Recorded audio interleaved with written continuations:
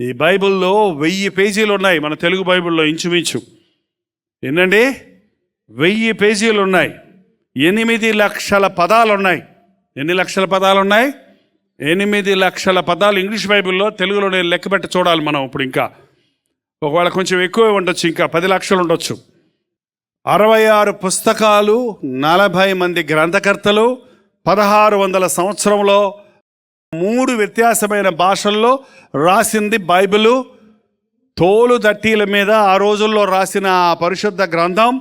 పాత నిబంధనలో ఇంచుమించు 1000 సంవత్సరముల బీసీ, బిఫోర్ క్రైస్ట్ 1000 సంవత్సరములు, 1500 సంవత్సరముల సంగతులు, ఆఫ్టర్ క్రైస్ట్ 2000 ఇయర్స్, మొత్తం 3500, ఇంచుమించు 4000 ఇయర్స్, 4000 సంవత్సరముల చరిత్ర పొందుపరచబడిన విషయాలతో ఉన్నటువంటి పరిశుద్ధ గ్రంథం. ఒక అద్భుతమైన గ్రంథం. ఇది అలక్ష్యం చేయకండి. ఈ పరిశుద్ధ గ్రంథాన్ని పట్టుకోవడానికి సిగ్గుపడకండి. పరిశుద్ధ గ్రంథాన్ని మొయ్యండి. ఆ గ్రంథం మిమ్మల్ని మోస్తుంది. ఒకసారి పైకి ఎత్తండి, బాగా వేసుకొచ్చి ఎలా ఊపండి. అది ఎంత బాగుందో తెలుసా ఈ సీన్. మేము అన్ని ఊర్ల బైబిళ్ళు వీడియోలు తీస్తున్నామండి. మొన్నే ఒక పాట తయారు చేశాను, పరిశుద్ధ గ్రంథమే సత్యం అనే పాటతో. అన్ని ఊర్లలోని బైబిళ్ళు, ఒంగోలు, నెల్లూరు, గుంటూరు, విజయవాడ, కొత్తగూడెం, వరంగల్లు, కర్నూలు, వైజాగ్, హైదరాబాదు, ఇలాగ అన్ని ఊర్లలోని బైబిల్ తీసి ఏమనుకుంటున్నారు? భారతదేశం అంటే బైబిళ్ళ దేశం. హల్లెలూయా. దింపండి. యెషయా గ్రంథం 55వ అధ్యాయం 1వ వచనం దగ్గర నుండి చదువుకుందామండి. దప్పిగొనిన వారులారా నీళ్ల యొద్దకు రండి, రూకలు లేని వారులారా మీరు వచ్చి కొని భోజనము చేయుడి. రండి, రూకలు లేకపోయినను ఏమీ నీయకయే ద్రాక్షరసమును పాలను కొనుడి.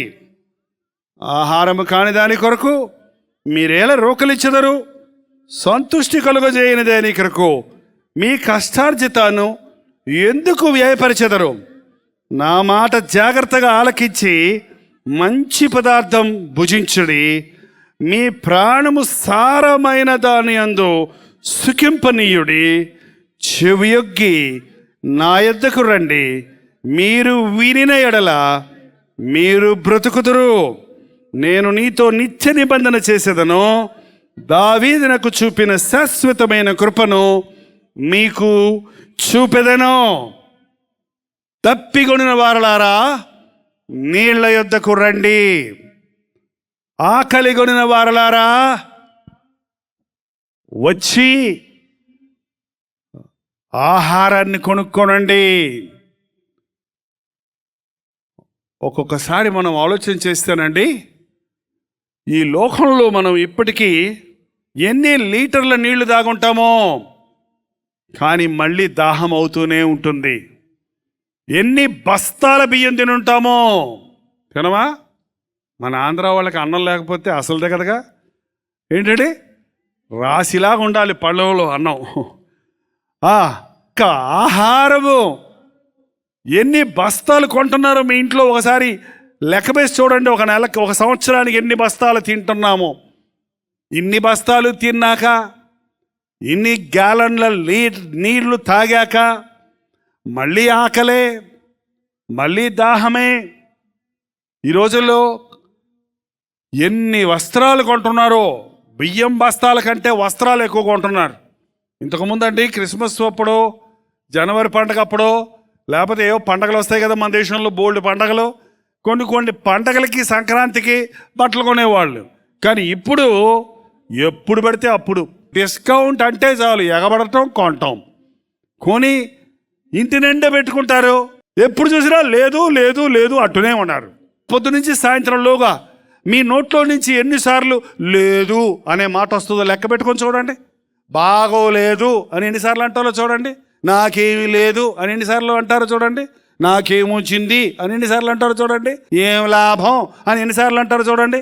నాకు అన్నీ ఉన్నాయి, నాకు సంతోషంగా ఉంది, నాకు తృప్తి ఉంది, నాకే కొదువు లేదు, నాకు సంతృప్తి ఉంది, నాకు అన్ని దేవుడు ఇచ్చాడు, అబ్బా కడుపు నిండా ఆనందం తిన్నాను, అబ్బా కంటి నిండా నిద్రపోయాను, అబ్బా నేను ఎంత హాయిగా ఉన్నాను, అయ్యా హల్లెలూయా స్తుతి మహిమ అని ఎంతమంది అంటారు?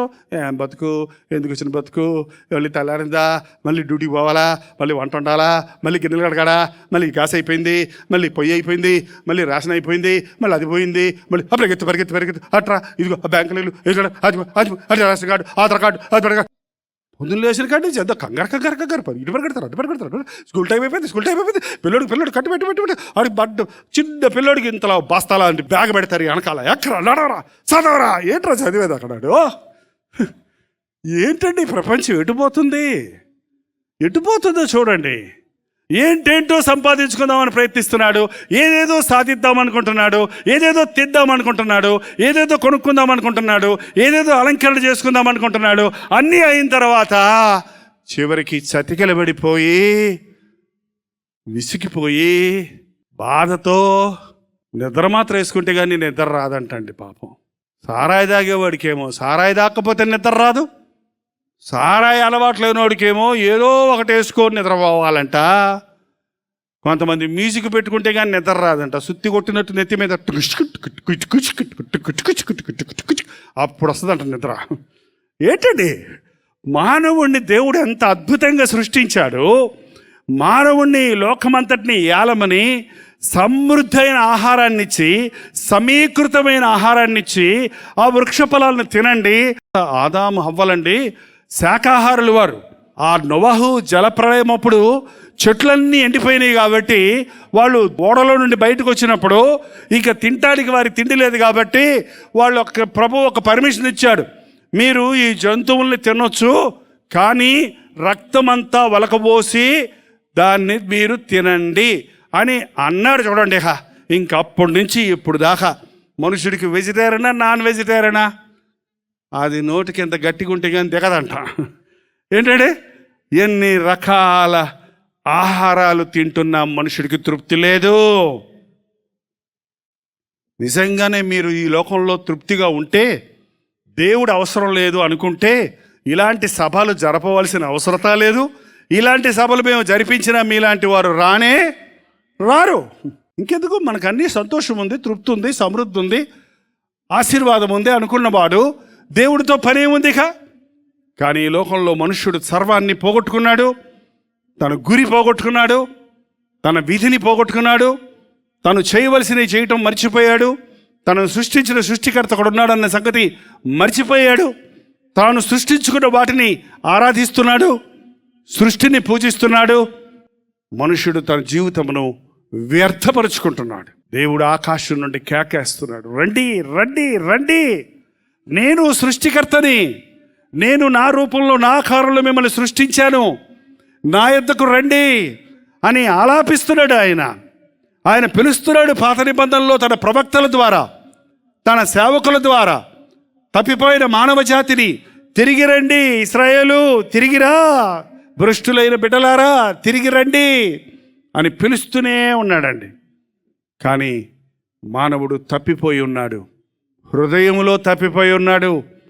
దేవునిని తన ఇష్టానుసారంగా ఆరాధిద్దామంటున్నాడే కానీ దేవుని పథకాన్ని ఎరగనివాడిగా ఉన్నాడు, తన జీవితంలో తృప్తి లేనివాడిగా ఉన్నాడు.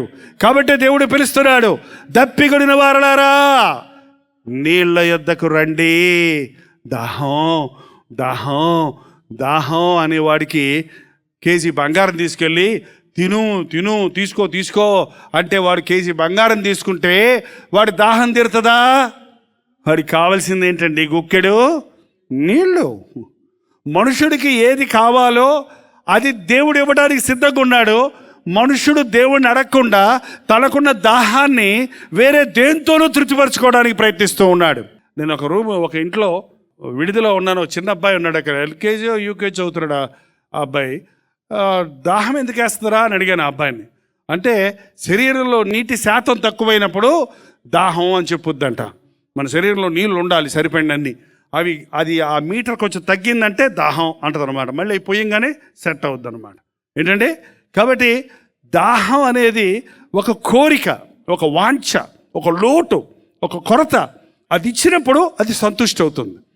ఈ రోజుల్లో మనుషులకి మంచినీళ్ళ కోసం దాహం కాదండి, రకరకాల దాహాలు ఉన్నాయి. కొంతమందికి కామదాహం, విరహదాహం, కొంతమందికి ధనదాహం. ధనం ధనం ధనం ధనం ధనం ధనం ఎంత సంపాదించినా వాళ్ళకి తృప్తి లేదు. ఈ లోకంలో రకరకాల యావలు, ఒక విధమైన వాంఛ, ఒక విధమైన ఆశ. అనేకులు తృప్తిపరచబడలేనిటువంటి ఆశలతో నిండి ఉన్నారు. ప్రభు అంటున్నాడు, నా యొద్దకు రండి, నేను మీకు జీవజలాన్ని ఇస్తాను, నేను మీకు మీ దాహాన్ని తీరుస్తాను. రోకలు లేని వారలారా మీరు వచ్చి భోజనము చేయుడి, రండి. రోకలు లేకపోయినను ఏమీ నీయకయే ఆహారం, ద్రాక్షరసమును పాలను ఏమి ఇవ్వక్కర్ల, నేను ఓరక ఇస్తాను మీకు మంచి ఆహారాన్ని, రండి అని ప్రభు పిలుస్తున్నాడు. అంతేకాదు, ఆహారము కాని దాని కొరకు మీరేళ రోకలు ఇచ్చెదరు, సంతుష్టి కలుగజేయని దాని కొరకు మీ కష్టార్జితాన్ని ఎందుకు వ్యర్థపరిచెదరు? ఏమంటే ఒక వ్యక్తి ఈ లోకంలో కొన్ని వేల రూపాయలు సంపాదించాలంటే కష్టపడాలి. రోజు ఉద్యోగానికి వెళ్తారు, నెలాఖరు జీతం వస్తుంది. కొందరు రోజు కూలి పనికి వెళ్తారు. కొంతమంది ఇంకా మన దేశంలో ఎంతోమంది పొద్దున్నే రిక్షా తొక్కడానికి వెళ్ళి సాయంత్రం వరకు పిక్కలు నొప్పులు పుట్టేదాకా. ఒక్కోసారి నేను చూస్తుంటే భలే బాధ వేస్తుంది నాకు. ఏమంటే బక్కలాగా ఉన్న వ్యక్తి ఇద్దరు లావుటోళ్ళని కూర్చోబెట్టి తొక్కుతూ ఉంటాడు పాప. వాళ్ళు ఇచ్చే ఆ 10 రూపాయలకు 20 రూపాయల కోసము అంత కష్టపడి సాయంత్రానికి ఒక 100 రూపాయలు, 200 రూపాయలు, 500 రూపాయలు సంపాదించి నేరుగా సారాయి కొట్టుకు పోయి మొత్తం తాగేసి ఇంటికి తూలుకుంటా వచ్చే వాళ్ళు ఎందరో ఉన్నారండి. ఆహారము కాని దాని కొరకు మీరేలా రోకలిచ్చెదరు, సంతుష్టి కలుగజేయని దాని కొరకు మీరేలా మీ కష్టార్జితాన్ని వ్యయపరిచెదరు. ఒక్కసారి మీరు మీ డబ్బును ఎలా ఖర్చు పెడుతున్నారో చూడండి, ఎందుకోసం ఖర్చు పెడుతున్నారో చూడండి. ఎంతోమంది ఈ రోజున దుర్వ్యసనాల కొరకు, ఆడంబరాల కొరకు, అనవసరమైన డంబాల కొరకు, గొప్పల కొరకు వారి కష్టార్జితాన్ని ఖర్చు పెడుతున్నారు. కష్టార్జితం కాదు కదా, అప్పులు చేసి రాబోయే రోజుల్లో సంపాదించే సంపాదన కూడా ఈరోజే ఖర్చు పెట్టుకునే వారికి ఉన్నారు. ఎంతకాలం మీరు ఇలా బ్రతుకుతారు? ఆర్థిక ఇబ్బందుల్లో ఉన్నామండి పాస్టర్ గారు ప్రార్థన చేయండి అని అడిగేవాళ్ళు బోల్డ్ మంది ఉన్నారు. ఇక నేను మిమ్మల్ని ఒక్కొక్కరిని అడిగితే మాకు అప్పులు లేవు అనేవాళ్ళు ఒక చేతి వేళ్ళంతమంది ఉంటారో లేదో నాకు తెలియదు. ఒకవేళ వాళ్ళు ఎవరైనా మీకు అప్పు లేదు అని అంటే గట్టిగా నేను అడిగితే అవునండి అప్పు లేదంటే అంటే మరి ఇల్లు ఎట్ట కట్టారంటే లోన్ తీసుకున్నానండి అన్నాడు ఒక ఆయన. మరి లోన్ అంటే లోను అప్పు ఒకటి కదా ఏంటండి? లోన్ అయినా అప్పే, అప్పైనా అప్పే. నాకేం అప్పులు లేవండి కానీ క్రెడిట్ కార్డు కట్టాలండి నెల నెల అంటే అదేంటి మరి, అది అప్పు కదా? క్రెడిట్ అంటే ఏంటి? అది అప్పే. ఏంటండి పూర్వకాలం అప్పు చేసి పప్పు కూడా అనేవారు. మా మెడ్రాస్ వాళ్ళు అంటారంటే అప్పు అయినా సరే నిప్పులు అంటే సారాయి తాగాలన్నాడు ఒకడు. అప్పు అయినా సరే నిప్పులు అంటే సారాయి తాగాలంట. ఇప్పుడు అప్పులు కూటి కోసము కాదు, సారాయి కోసము కాదు. ఎందుకు అప్పులు చేస్తున్నారో ఆలోచన చేయండి. ఎందుకు అప్పులు చేస్తున్నారో ఆలోచన చేయండి. సంతృష్టి కలగటం లేదు కదా. ఎంత అప్పు చేసి ఏం సంపాదించుకున్నా, ఏం కొనుక్కున్నా అప్పు తీరేలోగా కారు డొక్కైపోతుంది కదా.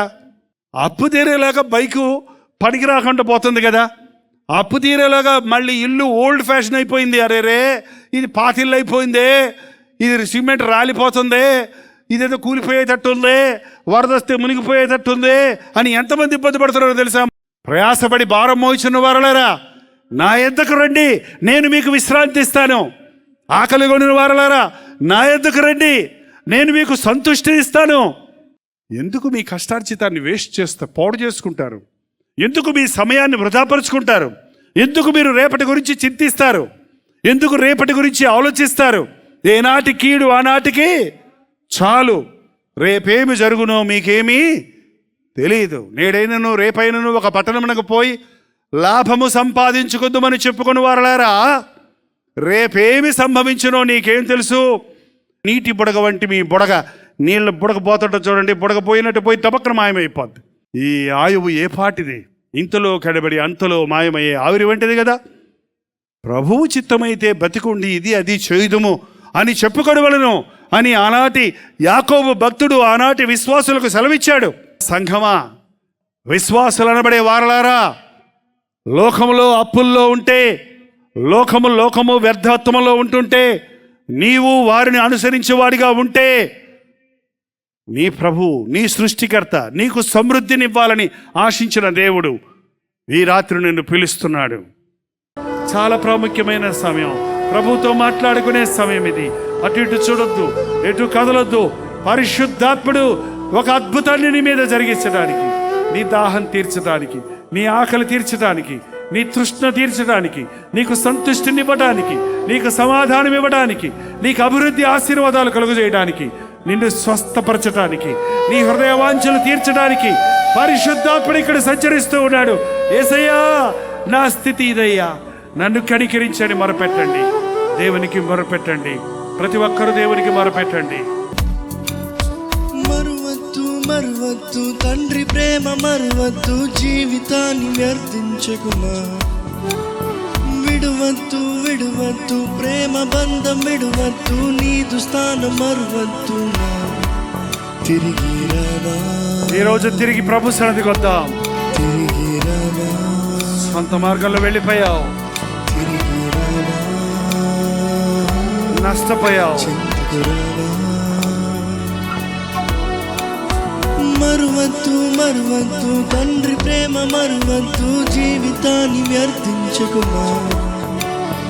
విడువద్దు ప్రేమ బంధం, విడువద్దు నీదు స్థానం, మరువద్దు. తిరిగి రావా, తిరిగిరా, తిరిగి రావా, తిరిగిరా. నీ మార్గాలు విడిచిపెట్టు,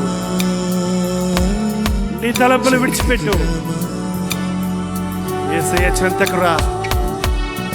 మీటింగ్కి వచ్చావు, నీ హృదయాన్ని ఆయనకు అప్పగించు. ఆయన చెంత చేరాలి. నీ హృదయంలోనికి ఆయన రప్పించుకో. నీ నోరు తెరిచి ఆయన ఆహ్వానించు.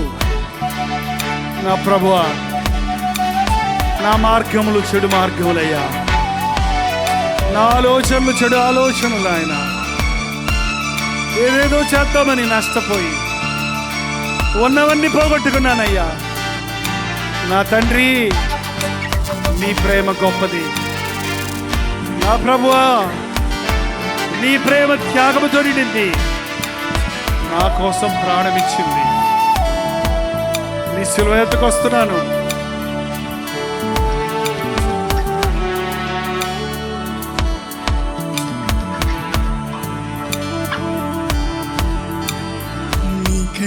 నీతో జీవాన్ని పంచిన, నీలా నీతో స్నేహించిన. నీతో జీవాన్ని పంచిన, నీలా నీతో స్నేహించిన. కాచెను కనురెప్పల, కాపాడెను దైవముగా. ఆ ప్రేమే నిన్ను పిలిచే. యేసయ్య నీ కొరకు చేతులు చాచి ఉన్నాడు. మరువద్దు తండ్రి ప్రేమ, మరువద్దు జీవితాన్ని వ్యర్థించకుమా. ఎదురాడు ప్రజల కొరకు విడువద్దు ప్రేమ బంధం, విడువద్దు నీదు స్థానం, మరువద్దు. లోబడని వారి కొరకు చేతులు చాచి ఇచ్చిన ప్రభు, తిరిగి రావా, నా కౌగిల్లోనికి రావా అని నిన్నే పిలుస్తున్నాడు సహోదరుడా, నిన్నే పిలుస్తున్నాడు సహోదరి. యేసయ్యా, తప్పు చేశానయ్యా, నీకు దూరమయ్యానయ్యా, నా ప్రయత్నాల్లో విఫలమైపోయానయ్యా. నువ్వు ఉంటే నాకు చాలయ్యా, నీవు దీవిస్తే అది దీవెనయ్యా. నన్ను చేర్చుకో, నీ కౌగుల్లోనికి నన్ను చేర్చుకో ప్రభువా. నాకు ఆలోచన చెప్పి నన్ను నడిపించు నాయన, నీ మార్గాలు నాకు చూపించు నాయన.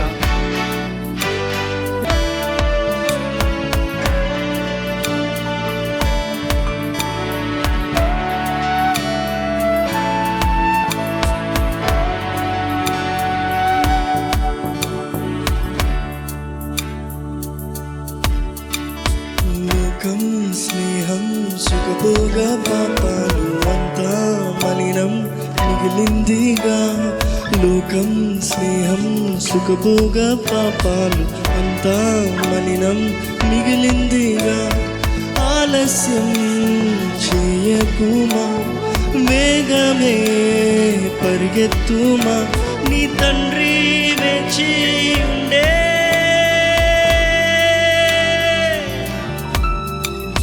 మరువద్దు మరువద్దు తండ్రి ప్రేమ మరువద్దు, జీవితాన్ని వ్యర్థించకుమా. విడువద్దు విడువద్దు ప్రేమ బంధం విడువద్దు, నీదు స్థానం మరువద్దు. తిరిగి రావా తిరిగి రావా తిరిగి రావా ఇంటికి రావా. యేసయ్యా, నీ చెంతకొచ్చానయ్యా. నేను వేరే ఆలోచనలతో ఈ ఆవరణలోనికి వచ్చాను, ఊరికే వచ్చాను ఇక్కడికి. కానీ నా కొరకు నీవు ఇన్ని తలంపులు కలిగి ఉన్నావని, నన్నెంతగా ప్రేమించావని, నా కొరకు ఇంత గొప్ప ప్రణాళిక కలిగి ఉన్నావని ఇప్పుడు నేను అర్థం చేసుకుంటున్నాను యేసయ్యా అని ప్రభుతో చెప్పండి. నీ కొరకు గొప్ప తలంపులు ఉన్నాయి ఆయనకి. నిన్ను రాజులైన యాజక సమూహంలో చేర్చాలని, నీ కుటుంబాన్ని దీవించాలని, నీవు అడిగి ఊహించిన దానికంటే అనేక రెట్లు అధికమైన దీవెనలు నీకు ఇవ్వాలని నీ కోసం ప్రారంభించిన యేసయ్య నిన్ను స్వీకరించడానికి సిద్ధంగా ఉన్నాడు. ఎన్నోసార్లు ఎదిరించావు, ఎన్నోసార్లు దూరమయ్యావు, ఎన్నోసార్లు నీ ఇష్టానుసారంగా పారిపోయావు. తిరిగిరా. లోకం అంతా చెత్తని తెలుసుకున్నావు కదా, లోకంలో శాశ్వతమైన దీవెన లేదని గ్రహించుకున్నావు కదా. ఇప్పుడైనా నిన్ను నీవు తగ్గించుకొని ఉపవాసం ఉండి ప్రార్థించు. ఇప్పుడైనా నీ జీవితాన్ని ఆయనకు అప్పగించు. నీ శ్రేష్ఠ జీవితాన్ని ఆయన దీవిస్తాడు. ఆయన చిత్తాన్ని తప్పిపోయావు, ఆయన ఉద్దేశాలు మర్చిపోయావు, నీ కనులకు సరిగా ఉందనుకున్న మార్గంలోనికి వెళ్ళి నష్టపోయావు. తిరిగిరా. యేసయ్య నిన్ను ప్రేమిస్తున్నాడు, నీ కోసం గొప్ప ప్రణాళిక కలిగి ఉన్నాడు. ఆయన చెప్పింది చెప్పినట్టు చేసేవాడు ధన్యుడు. ఆయన పిలిచిన పిలుపుకు లోబడిన వాడు ధన్యుడు. ఆయన ఒక వ్యక్తిని నాటి స్థిరపరిచి హెచ్చించి దీవించి వాడుకునేవాడిగా ఉన్నాడు. ఈ రాత్రి అందుకే మిమ్మల్ని ఇక్కడికి రప్పించాడు. మోయబడిన ప్రతి గర్భాన్ని నజరేయుడైన యేసుక్రీస్తు నామములో తెరేసినామునైనా. మాకు వివాహమైనదే పిల్లలు లేరని నిందల పాలవుతున్నామని ఎందరో భార్యాభర్తలు ఈ ఆవరణలో నిలబడున్నారయ్యా. అట్టి వారి గర్భంలో ఒక అద్భుత కార్యాన్ని జరిగించము తండ్రి. మరుసటి సంవత్సరం మనకు చక్కటి బిడ్డతో సాక్ష్యం ఇచ్చినట్లుగా వైద్యులను ఆశ్రయించాను, అనేక విధాల ప్రయత్నాలు చేశాను, గాని నా దేవుని చిత్తాన్ని ఎరగలేదు, నా దేవుడు నాకిచ్చే గర్భఫలాన్ని నేను పొందలేదని ఎవరైతే ఈ రాత్రి విశ్వాసంతో నేను అడుగుతున్నారో అట్టి వారి గర్భాల్లో అద్భుతాన్ని జరిగించుము నాయన. ఎన్నో విధములైన ఇబ్బందులతో, ఆర్థిక సమస్యలతో, అప్పుల పాలై నష్టాలతో, కష్టాలతో, కన్నీటితో జీవితం మీద విరక్తి చెందిన వారిని ఈ రాత్రి నీ నామములో ఆశీర్వదిస్తున్నాము తండ్రి. వారి అప్పు తీరటమే కాదు, వారికి జీవనోపాధి కలిగినట్లుగా ఆ విధవరాలి కొండలోని కొద్ది నూనెను ఆశీర్వదించి అప్పంతా తీరిన తర్వాత మిగిలిన దమ్ముకొని తన జీవితాన్ని సాగించినట్లుగా వారికి ఉన్న కొద్దిని ఆశీర్వదించుము నాయన. ఆ చిన్న వ్యాపారాన్ని, ఆ చిన్న వృత్తిని దీవించుము తండ్రి. నా జీవితంలో ఒక ఆశీర్వాదం కావాలనుకుంటూ చౌకవారు వాటి కొరకు కోరుకుంటూ నీ సన్నిధికి వచ్చిన వారు నీ గొప్ప తలంపులు ఎరిగి, నీ ప్రణాళికను వారి జీవితంలో ఎరిగి, ఒకప్పుడు ఒక 18 సంవత్సరాల యవనస్తుడిగా నీవు నన్ను దర్శించినట్లు ఈ రోజున ఇక్కడున్న యవ్వన జనాన్ని దర్శించుము నాయన. గొప్ప ప్రవక్తలుగా, గొప్ప దైవజనులుగా, ఆత్మల సంపాదకులుగా నీవు కోరుకున్న జ్యేష్ఠులందరినీ, ముఖ్యముగా నీవు కోరుకున్న జ్యేష్ఠులందరినీ అభిషేకించుము తండ్రి. నీవు ఏర్పరచుకున్న కనిష్ఠుల్ని అభిషేకించుము నాయనా. తింటం తాగటమే బ్రతుమనుకుంటూ, ఆస్తిపాతులు సంపాదించుకోవడమే సంతుష్టి అనుకుంటూ బ్రతుకులో నష్టపోయిన మోసపోయిన వారిని ఈ రాత్రి దర్శించి పరలోకములో నీ సన్నిధిలో గొప్పవారగినట్లుగా, ఆధ్యాత్మిక చింతన కలిగిన వారిగా, ఆత్మల సంపాదనలో పాలుభాగస్తులుగా ఉండుటకు నీ బిడలను దర్శించుము నాయన. ప్రతి దైవజనుని అభిషేకించుము తండ్రి. ఆత్మల పట్టు జాలరులుగా చేయము నాయన. ప్రతి కుటుంబాన్ని కట్టు నాయన. భార్యాభర్తలను విడగొట్టాలని సాతాను చేస్తున్న ప్రయత్నాలు విఫలపరచుము నాయన. విడాకులు తీసుకుందామని సాతాను సంబంధమైన తలంపుల నుంచి విడిపించి భార్యాభర్తలు సమాధానపడి సంతోషముతో వారి కుటుంబాలు కట్టుకొనుటకు సహాయం ఇచ్చేయము. ఇప్పటికే విడాకుల కొరకు కోర్టులను ఆశ్రయించిన వారు వారి కేసును వాపస్ తీసుకుని తమ ఇంటి వారితో సమాధానపడినట్లు, తమ తలంపులు విడిచి నీ తలంపులు నెరవేరునట్లు నీ అద్భుత కార్యాలు జరిగించు నాయన. ఎవరితో నీవు మాట్లాడుతున్నావో, ఎవరిని నీవు దర్శిస్తున్నావో, ఎవరిని నీవు చూస్తున్నావో, ఎవరి కొరకు నీవు ఎట్టి గొప్ప ప్రణాళికలు కలిగి ఉన్నావో వాటిని వారి వారికి బయలుపరచుము తండ్రి. తెలియపరచుము నాయన. పరిశుద్ధాత్మ కార్యముల ద్వారా వాటిని వారు అనుసరించుటకు, నెరవేర్చుటకు సహాయం చేయము. త్రాగుడుకు బానిసలైన వారిని నాజరేయుడైన యేసుక్రీస్తు నామములో విడుదల చేసినాము. ఒక తాగుబోతుగా ఆవరణలోనికి వచ్చిన వాడు బయటికి వెళ్ళినప్పుడు ఆ దుర్వాసనను ద్వేషించినట్లుగా వారి స్వభావములో మార్పును కలుగజేసి మరి ఎన్నడూ ఆ సార్యాన్ని మద్యమును ముట్టకుండా క్రొత్త హృదయాన్ని దయచేయము తండ్రి. క్రొత్త జీవితాన్ని దయచేయము నాయన. లైంగిక పాపాలకు చోటిచ్చి ఎయిడ్స్ వంటి రోగానికి గురై చెప్పుకోలేని పరిస్థితుల్లో సిగ్గుతో అవమానముతో కృంగిపోతూ ఇలాంటి సభలో కూర్చున్న వారిని నజరేయుడైన యేసుక్రీస్తు నామములో విడుదల చేయించినాము నాయన. వారు కోసిన పంట చాలయ్యా. వారి పాపాల కొరకు పశ్చాత్తాపము దయచేయము నాయన. సిలువలో నీవు చిందించిన రక్తధారలలో వారి పాపములను కడిగి వారి రోగములను స్వస్థపరిచి నీ సాక్షులుగా నిలబెట్టుము నాయన. ఇంకా ఎందరో రకరకాల రోగాలతో, రకరకాల బలహీనతలతో, ఎటువంటి జీవనోపాధి లేని స్థితిలో నిలిచిపోయిన వారిని, శరీరాలను గుల్ల చేసుకుని ఆరోగ్యాన్ని పాడు చేసుకుని శరీరములో బలహీనతలతో ఉన్నవారిని ఇప్పుడే నానా విధములైన రోగములను స్వస్థపరచుటకు, దెయ్యములను వెళ్ళగొట్టుటకు ఆనాడు నీ శిష్యులకు నీవిచ్చిన అధికారమును బట్టి నజరేయుడైన యేసుక్రీస్తు నామములో అట్టి వారిని స్వస్థపరచుచున్నాము తండ్రి. ఎవరి బాధ ఏదో, ఎవరి సమస్య ఏదో, ఎవరి అవసరత ఏదో అది తీర్చబడిన వారిగా నా పాపములను ప్రభు క్షమించాడు, నా పాపపు మూటను నేను ప్రభు పాదాల దగ్గర విడిచిపెట్టానని సంతోషముతో తిరిగి వెళ్ళడానికి, సమాధానముతో తిరిగి వెళ్ళడానికి నీ చిత్తమైతే, నీ రాకడ ఆలస్యమైతే రేపు మరల మేము తిరిగి వచ్చినప్పుడు నీ సంపూర్ణమైన నీ యొక్క తలంపులను, ఆలోచనలను, మా కొరకు నీవు కలిగిన ప్రణాళికను మరింతగా మరింతగా ఎరుగు నిమిత్తము మా ఒక్కొక్కరికి నీ సహాయము చేయమని యేసుక్రీస్తు నామములో అడుగుచున్నాము తండ్రి. మన తండ్రి అయిన దేవుని యొక్క ప్రేమయు, కుమారుడైన క్రీస్తు యొక్క కృపయు, ఆదరణకర్త అయిన పరిశుద్ధాత్మ యొక్క సహవాసమును కూడి వచ్చిన మనందరికీ ఇప్పుడును సదాకాలమును తోడై ఉండును గాక. ఆమేన్.